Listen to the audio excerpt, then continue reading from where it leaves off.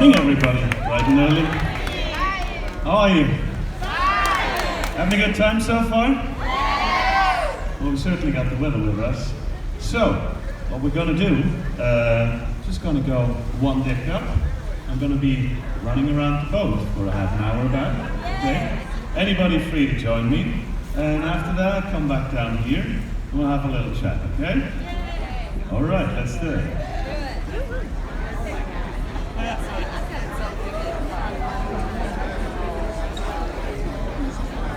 That's the track right around.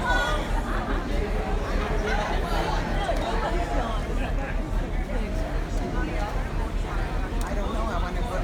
I got to go take a shot at it.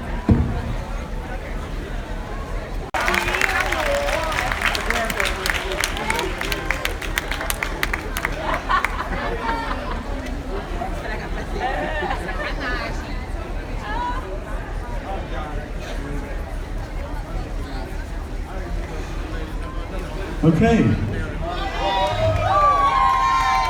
Gotta stay in the shade a bit, okay? With the morning.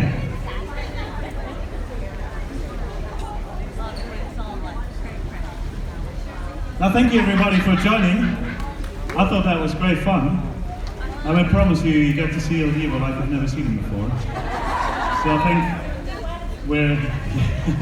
well, you've seen us sweaty before. If you have been in the show in Tampa in 2007 in July, then you've seen us pretty sweaty. But anyways, thank you very much everybody for being here. I'm having a great time on the cruise so far. And as you know, there's a lot more coming up that we'll all do together. We've got all the other solo activities. Carlos done his karaoke yesterday. I was listening to that, I thought that was great fun. And now, we were gonna just talk a little bit about healthy living. I just wanted to give you a few just opinions personally, because as you know, as I've announced on the Instagram, I wanted to do like a gym class, because that's what I normally do. I do run, but kind of on and off, so that's not like my main workout. I go to the gym and do weights normally, because I just like that. And I started doing that when I was about 15, because I had a school friend. He was about this short, but he started to work at a Gold's Gym, I think, when he was about 13. And it's just like giving out drinks, but then started as a personal trainer. And he was like 15, and he was about this tall and about this large. And I just remember that one time when I sat in the seat at the beginning of a history class, and he was coming up to me and said, "You're in my seat," took my arm and pulled me out of my seat. I thought I was flying. I thought, whoa, that's inspiring. So he took us to classes, and a few buddies of mine, we started in a gym, and I am one of the few lucky people who really loves working out. Because I know that most people probably who do sports, who are not really professional athletes, they just kind of do it to do something healthy, but I don't really enjoy much of it. But yeah, I do, I've always done it. But that's a bit of a personality thing. I think I just waste my time when I'm sitting still, and I've always been like that. Anyway, that's one of my experiences, just in general, with fitness, with your lifestyle and everything. I think always your body is a direct reflection of the way you live your life, and that has not only to do with sports. It has to do with how you eat, how nervous you are, how your character is, how you behave through everyday life, whatever you do. Whether you see, people sit by the pool, but they sit in different ways, or people sit in a concert, they sit in different ways. People are on the tube, going from one place to the other, but in a different way. One is there slouching, the other one is there standing up, and that's, insofar, it's a very complex thing, but I think it's very important because I also been just thinking this morning when I woke up, the fact that we actually, or some of us, have the luxury to go to a gym or to go run just to keep fit or keep healthy. That's complete luxury, because 100 or even 50 years ago, people would have to work all day just to feed their families and pay the rent at the end of the day. At least most people. And I'm sure a lot of people still have to do that, but still, in 2017 now, a lot of people have got the luxury, at least in our Western civilization, that they can do their job, they earn their money, they have their house, they do their groceries, and they still have time to just do something for fun. Now, I say it's a direct reflection of how you live your life, just in general. I got to tell you a very funny story about losing weight, and that's why I'm not sitting down now. No, you won't probably believe this, but I have a friend. He's an athletic trainer. He's a couple of years older than me. He used to be an acrobat in Cirque du Soleil. And you know that these people are in incredible shape. They have done incredible things with their bodies all their lives. Now, he's been retired from being an acrobat for 10, 15 years, and he's been an athletic trainer, as I said. He created acts for Cirque du Soleil and stuff. So he got a little bit less in shape. I wouldn't say he got out of shape, because he didn't. But he put on a few pounds and everything, and just to prove a point to the people in his show, with the shape he was already in, he lost about 15 pounds over 3 months. And you know how he did that? Muscle weighs more than fat. He just did not sit down. Literally, he did not sit down in the evening and watch a movie. He got up in the morning, ate his breakfast, standing in the kitchen. He did not sit down the whole day. That's the only thing he changed. Now, obviously, you got to be in a position where you can actually do that. You know, I'm obviously completely aware, and we are all aware, that our practical life puts a lot of constraints on all that stuff. And that's actually no different for me than for everybody else. I do not have a 9-to-5 job where I need to be somewhere, where I need to sit in some spot for 9 hours a day. But still, the problem with my job is, again, we're talking luxury problems. But my lifestyle is obviously very, very irregular. And everybody who's got kids knows that one of the first things and one of the most important things for a body, a very little body especially, to be healthy and happy is a routine, is regularity. You know, that you get your meals at the right time of the day, that you sleep at the right time of the day, that you get enough of it, that you don't get too much of it. And that doesn't change if you grow up, I can tell you that.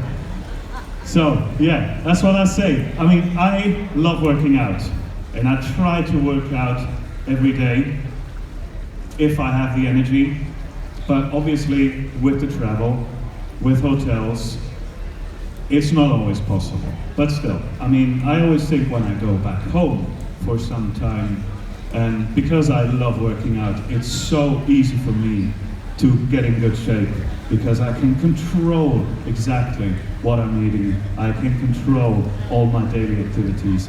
That is so easy all of a sudden when I go home. But as I said, I know not everybody can obviously do that. However, as I said in the beginning, I wanted to give a gym class. I have not been allowed to do that here on board because I do not have a certification for that. No, but actually, that actually makes sense to me, because it is true. I've been going to the gym for about 30 years. I've done a lot, and especially I have seen a lot, obviously, because I look at all the other people that are in the gym. I guess that's a bit de formation professionnelle. But yeah, you see what all the other people do. you learn a lot, but you also, and I must say that sadly, you learn a lot about how not to do things. And you see that even with personal trainers who train people, and I think they have no idea what they're doing, or they have no idea what they're actually showing these people who got their motivation together to finally do something, and what you're teaching them and you're getting paid for is completely wrong. So I must say that kind of, yeah, I'm very tempted now to go online and get a certification. And probably, oh, I'll just do that when I'm in the airport or stuff like that. No, but that's all. I found that out that literally like 4 weeks ago, and that would absolutely not have been enough to get that together. But I thought maybe if we ever do this again, or the next time, I'll be ready. And I have a lot more sensible things to talk about. Because it is obviously when you really get into the field, and that's why I say I completely understand that you need to have a certification in a place like this, because there are responsibilities coming with that, and I'm sure there will be responsibilities for the ship involved. And it depends wherever you go with this, okay? I mean, that's why I say we can run around up here, and okay, I'll give the responsibility to everybody themselves if they trip and if they hurt their ankles. That's not my fault, okay? I don't hold my hands up. But if I actually go into a gym and put somebody on the weights and they hurt themselves, you know, I can't do that, of course. I understand that. Yeah, what else was I going to say? What I eat? It's a very good question. It's another problem. I love eating. No, I really do. I love eating. And my wife is an absolutely fantastic cook. I'm not so much of a cook, but I love baking, and especially what I love making is desserts. Because they're so beautiful. Not they're only so tasty, but they're so beautiful. But again, that's probably also a bit of my family tradition. I mean, I'm from Switzerland, German part of Switzerland, and no offense to anybody else, but if you want to eat a good piece of cake, you got to go to Germany, Austria, and Switzerland. And you don't read the ingredients, and you don't look at the calories. And that's why they do it. But yeah, obviously, as I said, my family tradition, you know, my mother, she's in her 70s, and she still bakes like 25 different sorts of Christmas cookies for the whole family. All decorated and glazed and with golden walnuts on there and stuff. Beautiful and very, very tasty. And there's a lot of other occasions, obviously, in Switzerland, just like in the United States as well, you know. I would say there's always an excuse. There's always an occasion, you know, to have a drink or to have a dinner, because there's always somebody around to be social with, or there's Thanksgiving, or on Halloween, Starbucks got the special cookies or whatever, so we take one of these, and there's Christmas coming up and everything, and at Easter we've got all the chocolate, more in Europe probably than over in the States or in other parts of the world, but there's always a possibility to actually break the rules. But that's important as well, we should do that, because I know that really only professional athletes or actors who really depend on their physical shape for their daily life do the strict diets. And still, these people build in something which is called a cheat day. And what you normally do is like every week or every other week, you just give yourself a day where you eat everything you like. Now the good thing about that is it won't hurt you, because our body gets into habits. People say it takes about 3 weeks to create a habit. It takes about 3 months to create a lifestyle. It is absolutely true, and I've experienced that. I used to hate oatmeal. I got introduced to oatmeal when I moved to England, when I started with Il Divo. I always thought it tastes about like if you just take cardboard Make it in little pieces and put it in lukewarm water and then eat that. So it's not. But yeah, I had a couple of personal training sessions with a great friend of mine, and he said, you should eat half a cup of oatmeal every morning and maybe a couple of hard-boiled eggs, and that just gives you great energy for the day, and if you go work out, gives you some protein as well. So I started doing that, nevertheless, and I must say, just after a few weeks, I did wake up and I craved oatmeal. I really did. So you get into habits like that. And it's with other things as well. You know, I love having a drink. You know, that's not a secret either. But I can get very easy into the habit of not having a drink for however long I want. And then I can be on a holiday and have a glass of wine or 2 glasses of wine for lunch and have a cocktail in the evening and a bottle of wine with my wife or something for every day, you know. But you get into habits like that. Same thing with sweets, for example, with chocolate, with cream, with fatty stuff. I've experienced that as well. I remember I was still living in Switzerland at the time, and I went to Italy on holiday in the summer with a motorbike, and I ate ice cream. And I ate loads of ice cream. I ate like gelato 3 times a day. I wasn't that self-conscious at that time either, but when I came home, I thought, okay, Urs, you gotta stop this, because this is going the wrong way. So I did, and I really cut out all that stuff, and for a few weeks. And then I remember I was taking like a nice ice cream, again with a lot of whipped cream on it, and I felt completely sick after it. I literally felt how the heavy whipping cream weighed on my stomach, just because my body got used to not doing that anymore for a certain amount of time. And these things are not always fun to do, but they're actually not that difficult to adjust in one's life. So if everybody's interested in making a change a little bit there, it's not that hard. And as I say, the important thing is you've got to be realistic about yourself as well. You've got to be realistic what you want to do, what you want to achieve, what your possibilities are, and what your practical constraints are. Absolutely. But yeah, I notice as well, you know, with all my travels, and I don't know, I mean, you people tell me, but especially when I go to tourist sites, when I really do the touristy stuff and visit places, and I look at what people eat, I mean, 99% of the people do not seem to spend a second thinking about what they're actually putting into their body. That being said as well, it is unfortunately in nowadays time much easier to get your hands onto bad food than onto good one. And that depends a lot of where you are, but if you're in big cities like New York or LA, yeah, you got a lot of possibilities there.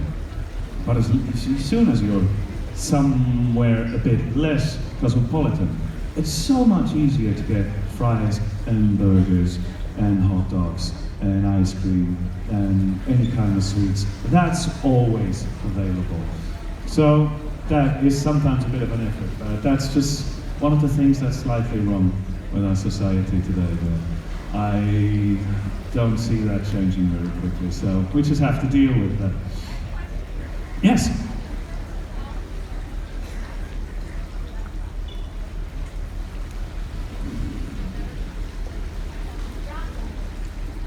Oh, I love raclette. I love cheese. I love cheese. Okay, you're talking to a Swiss. No, I love cheese. I love cheese fondue. I've got my mother's recipe in one of my cookbooks, handwritten by her. And it's the best fondue you will ever eat. No, I absolutely love cheese. I do not eat it a lot, but I do love it. I do love it. Now, things I will absolutely... I've never had a Red Bull in my life, for example, because I absolutely don't see the point. It's what is it? It tastes like liquor gummy bears, and it's just pure chemicals as far as I know. So it's no point. You know, if I feel tired, I try to go to sleep, or I take something healthy. You know, something that's got vitamins, or something that actually gives your body energy, like oatmeal cereal, or even a sandwich with some whole wheat bread. At that point, if you need energy, there's nothing wrong with that. You know, I never really drink sodas. Never do. I only drink Coke, regular, when my stomach is really upset. And it's quite interesting because that's what it was invented for, isn't it? It was medicine in the beginning, Coca-Cola. Yeah, absolutely. And it is really the best thing. When you really get stomach cramps, I eat. And it doesn't have to be cold, no ice, nothing, lukewarm. I drink a Coca-Cola, and that actually really sorts it. Oh yeah. It's very aggressive stuff.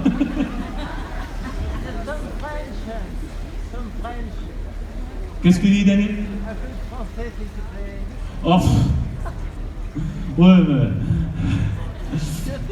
Oui. Bon, je vous dis, bienvenue à bord. J'aime le fromage aussi. Ah ouais, bon, c'est clair, vous êtes française, c'est la même chose, non? Le Morbier, le Cantal et tout ça, oui, non, c'est clair. Ça fait plaisir de t'entendre parler français, merci beaucoup. Oui. Et en plus, vous êtes de l'Alsace, non? Ouais. Vous êtes alsacienne, non? Alsacienne? Non. Non? Oh, je pensais. Champenoise. Ah. Mais peut-être bientôt jurassique. Maybe. Bientôt, je voudrais aller habiter dans le Jura. Ah oui. Non, pas loin de la Suisse. Mais je suis champenoise, mais je suis ch'timi quand même. Quand je vous entends, Je suis ch'timi. Et tu sais parler avec l'accent ch'timi. Ah oui. De la France. Ouais, d'accord. Avec Bühler et Bühler, je suis ch'timi. D'accord. Who else speaks French here? That works for me. Has anybody else got questions? Yeah. Since on your guys' last tour, you guys started to learn a little bit of ballroom and Latin dance. Have you actually kept up with it at all? No. Oh gosh. I must again say kind of time constrained. I mean, I love doing it, you know. I love doing it, and especially as you know, my wife is a dancer, and I love dancing with her, you know. But I can't get it much further than a rumba and a slow waltz, maybe a little bit of salsa. I'm gonna learn it one day because it is a lot of fun. But yeah, but it's a good thing as well because again, you move. Yeah, no, it's really, and you know, there are obviously a lot of things like that. You absolutely do, to make a difference. You don't have to go to the gym and lift iron.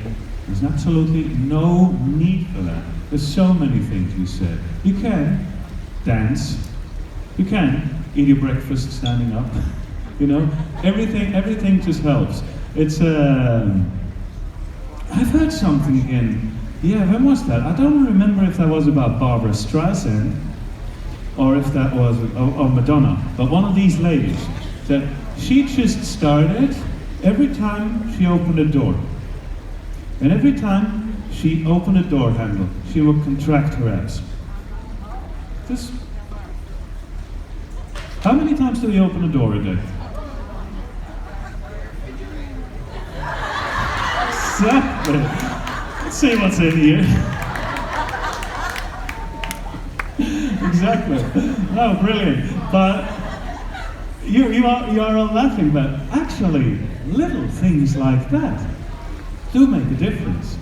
And then, one other very important thing that I have to mention, because I know that from a lot of people as well. I know that from like my dearest friends who are with me on this ship here. You gotta be very patient with these things. Because as I said in the beginning, it takes 3 weeks to create a habit, 3 months to create a lifestyle. If you even get your motivation together and start going to the gym or start running and stuff, don't expect to go running twice and you notice a difference in your body. That is just not going to happen. I'm sorry. To me, I know that personally because as I said, like my life changes a lot, you know. I'm off for 3 weeks and I don't know, I'm in the south of Spain, you know, and I eat a lot and there's no gym around and stuff like that. I mean, my body changes through these phases as well. And then I go somewhere else or I go on tour and I actually get a chance to like control a bit better what I eat and go to the gym and stuff. But it takes my body 3 weeks until I start noticing change. Not till I get there where I want to be, but till I start noticing, aha, I have started doing something. And that's just the way it is. And that's the same for everybody.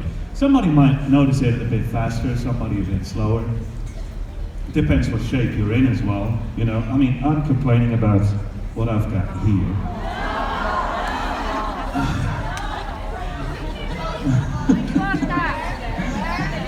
But that as well, that is, and everybody will tell you that is the absolute last thing to go, especially for a man, especially at my age. And that's another thing that is just absolutely true. It does get harder with age. You know, when you're young, when you're 20s, I remember in my 20s, the amounts, the portions I used to eat makes me sick looking at it. You know? And then everybody tells you, yeah, wait till you're 30. And you think, I don't believe that. And when you're 30, people tell you, wait till you're 40. And when you're 40, they say, wait till you're 50. And it is true. It gets harder every time. Because your body changes, your metabolism changes, and everything. But that's, again, that's something that's no different for anybody else. And still, I find that very motivating at times when you see people who are of age and very athletic. That takes a lot of dedication and devotion, of course, and a lot of strict diet, a lot of workout, because it does get much harder, but it is possible. That as well, I have to tell you, and I can absolutely, for 100% swear that to every one of you, it is possible, no matter what age you are in.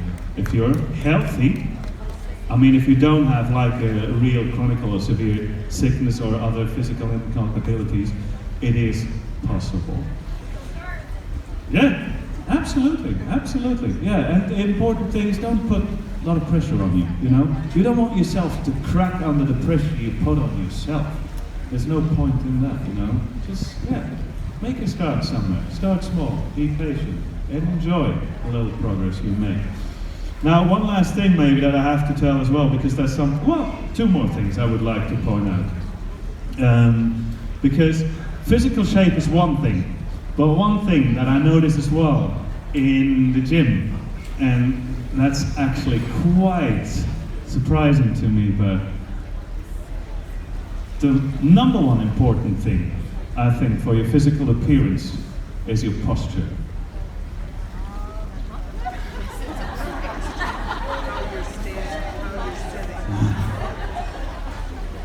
No, but that's true, because in a gym, you see a lot of young men who have big muscles and look terrible. I'm sorry. There's such a lot of that, you know, and it does not look good, you know. So, just stand up straight. I remember, and that is very interesting as well, when I was about 15, our biology teacher in our class, he took us one by one and stood each one up on his desk in front of the class in profile and told us to tell him what we see. Looked at everybody's posture, you know, where the hips are, you know, where the knees are, where the nose is, the chin, everything, the neck. And I always remember that day, that hour, like it was yesterday. It made a deep, deep, profound impact on me. And then, after that, I've had the luck, obviously, that I started studying classical voice. And the one thing they tell you from the beginning on is the chord here in the back of your head. And that's where you kind of, like a marionette, you know? And that just like straightens your spine and everything. And then the rest, you just let that all loose. You know, you don't slouch and all that kind. Again, there's a lot of practical constraints with people like that. I know you see a lot of very tall people, for example, who have got a bit of that. And that's a shame, because I think it's beautiful when you're tall. I think it's amazing. But I suppose it's just kind of a pretty subconscious way to want to blend a bit more in with everybody else and not stick out. It's our bodies are all different, you know. Nobody is the same like another one, and we just have to live with it. But I mean, that posture, I think, that makes a huge difference to how you appear, and it also can make a huge difference to how you feel about yourself. I think that is very important as well. And even if you are in a phase of your life where you don't feel that good in your life, I think working on your posture is a very good place to start. Because again, it's not difficult. Just when you think of it, when you walk through town and remember it, oh yeah, and then you forget it. Doesn't matter. And when you think again it, when you're at the cashier, oh yeah, you know. And it's not very difficult, but it really can make a difference all the way to your self-esteem. And now, the last thing I was going to say is, which is probably a bit disappointing news.